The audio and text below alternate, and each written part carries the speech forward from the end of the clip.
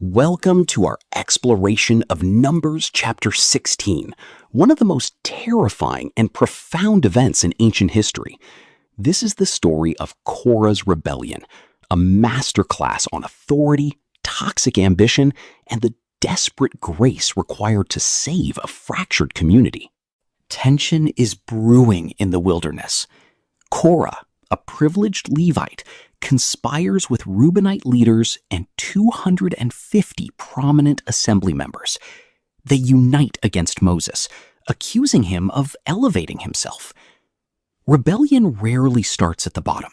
It almost always ignites among the highly privileged, who feel their close proximity to power entitles them to absolute control. Hearing this devastating challenge, Moses doesn't argue back. Instead, he immediately falls face down on the ground in absolute humility and dread. When legitimate authority is unjustly attacked, the strongest immediate response isn't defensive aggression. It is a radical display of humility that defers the defense to the system's highest power. Moses issues a challenge. The 250 men must burn incense before the Lord to see who is truly holy. He points out that they aren't revolting against him, but against the Lord. Effective leaders instantly reframe personal attacks, revealing the true systemic implications of the rebellion and forcing attackers to confront the core values they are violating.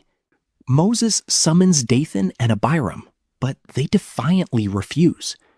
They sarcastically accuse Moses of bringing them out of Egypt, a place they now ironically call a land flowing with milk and honey.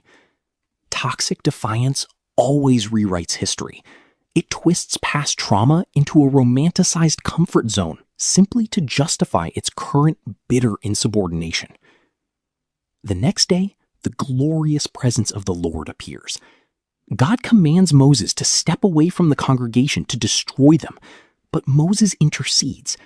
He warns the people to quickly get away from the tents of the wicked leaders.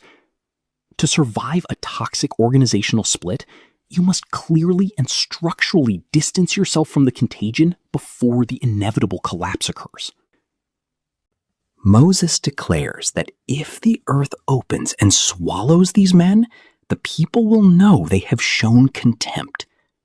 Instantly, the ground splits open, swallowing the leaders alive, while fire consumes the men offering incense.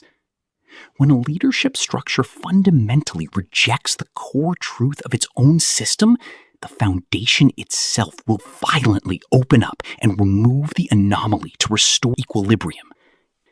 God commands Eleazar the priest to hammer the bronze incense burners into a thin sheet to overlay the altar. This shimmering bronze serves as a permanent visual warning. A resilient culture repurposes the remnants of its greatest failures, permanently embedding them into the daily environment as a visual safeguard against future arrogance. Astoundingly, the very next morning, the community mutters against Moses again, blaming him for the deaths. A deadly plague breaks out. Aaron grabs an incense burner and runs directly into the dying crowd, standing right between the dead and the living to stop the wrath.